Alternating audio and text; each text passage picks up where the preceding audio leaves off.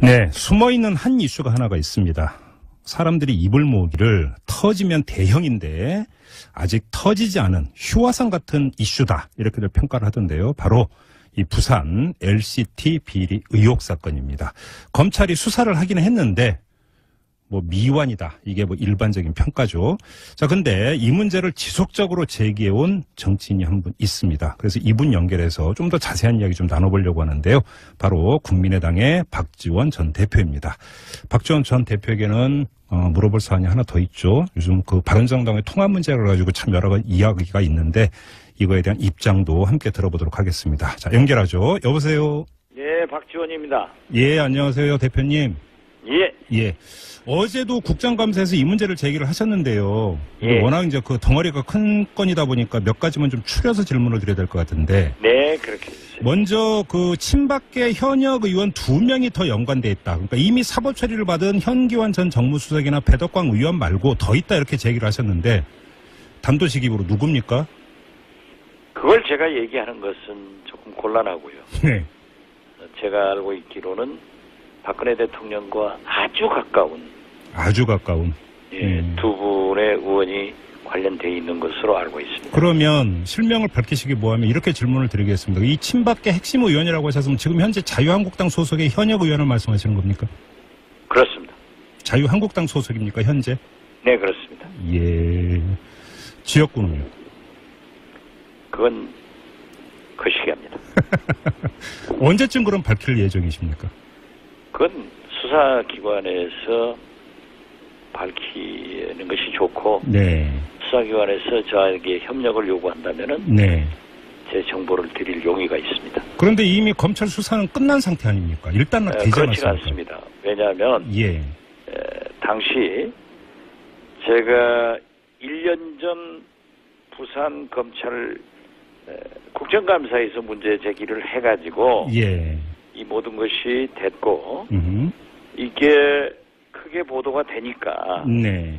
우리 사당 원내대표들이 특검에 합의를 했습니다. 네, 그렇습니다. 그러나 특검의 시기가 대선을 앞두고 있었기 때문에 네. 대통령 선거 후에 하자 이렇게 합의가 됐기 때문에 현재 원내대표들이 문제가 되면은 특검을 할 수 있습니다. 아, 특검 카드가 살아있다 이 말씀이시군요. 예, 그리고 부산지검장께서도 어제 시민단체 고발 등 여러 가지 문제가 있으니까 추가 수사를 할 수밖에 없다. 네.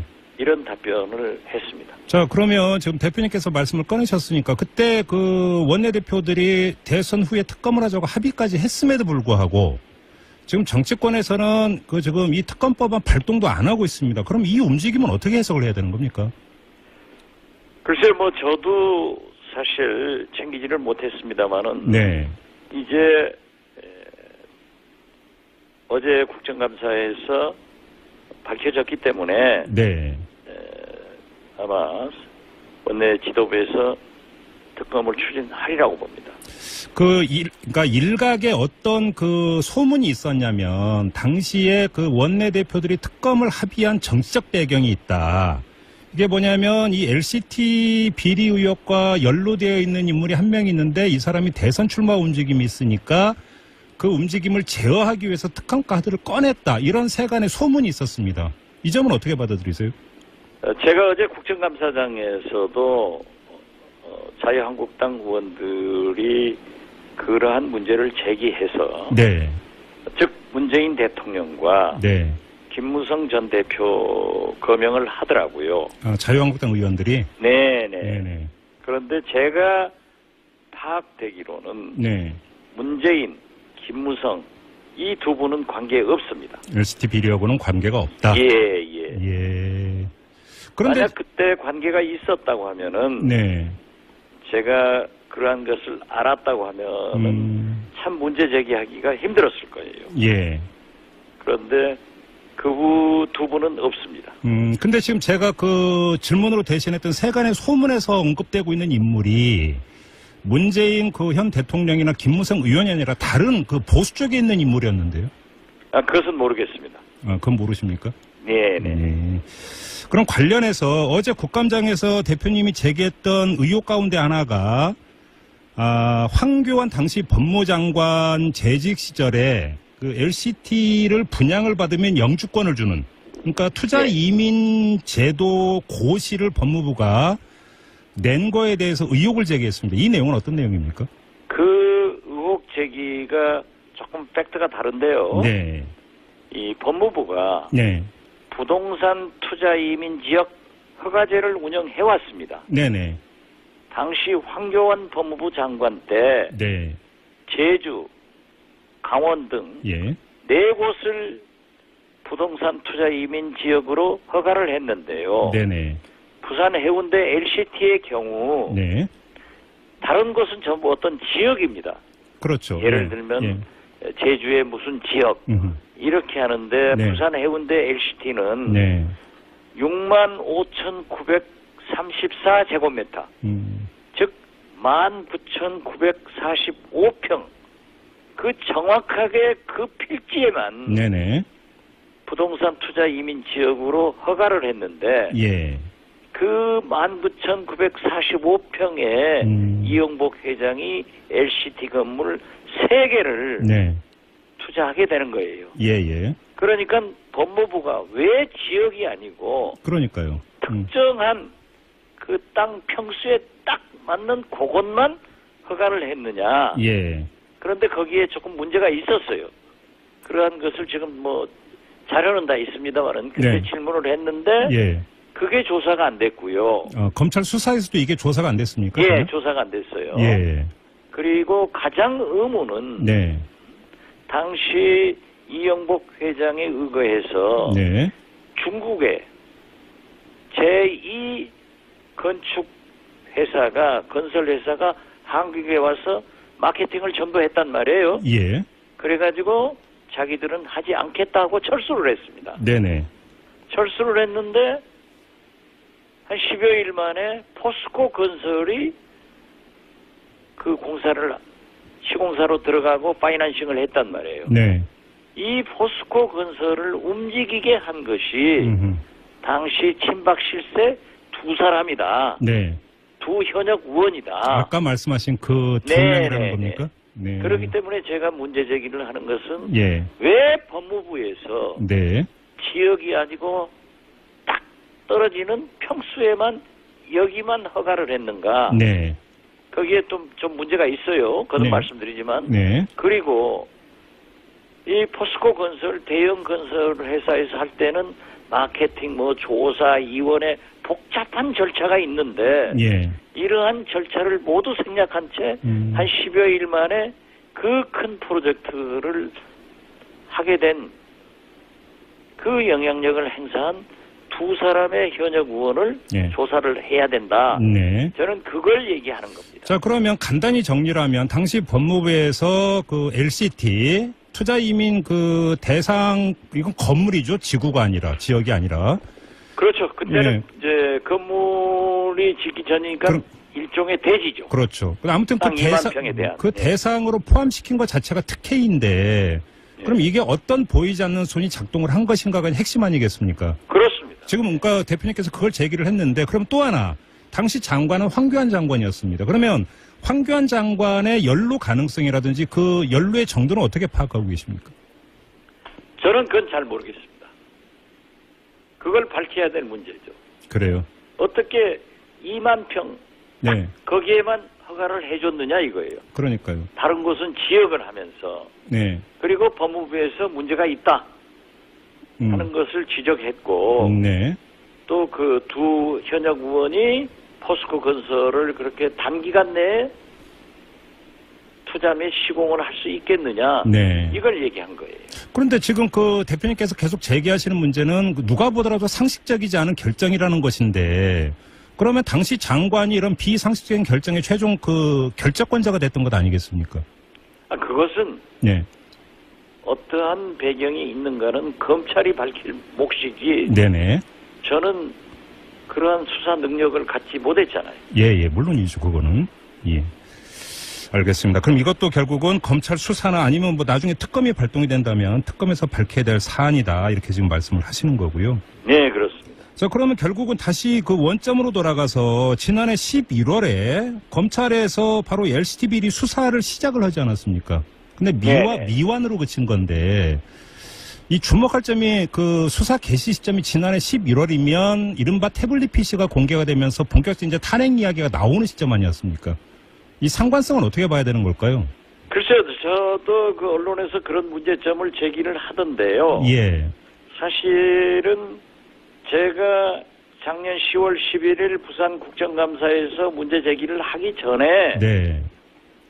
부산지방검찰청 동부지청에서 네. 이미 수사를 시작했던 거예요. 네. 그래서 제가 국정감사에서 문제점을 제기하니까 동부지청 수사사건, LCT 사건을 부산지검으로 가져와서 수사를 했기 때문에 예. 저는 이 태블릿 PC 이러한 것과 꼭 연관이 있을까 하는 것에 대해서는 의아합니다. 일각에서는 어떤 그 추정 내지 분석을 하고 있냐면 당시 우병우 민정수석 시절 아닙니까? 그렇습니다. 그래서 바로 이 문제를 덮기 위해서 LCT 비리건을 꺼내 들었는데 막상 뚜껑을 열고 보니까 친박이 나와서 검찰 수사가 결국 미완으로 끝난 것이다. 이런 식의 추정이 나오던데요. 그 추정에 대해서는 저도 그러한 보도도 보고 그런 생각도 했지만은 예. 제가 문제 제기를 한 것은 명확한 네. 법무부의 2만 평 그리고 친박 두 사람의 포스코 건설 네.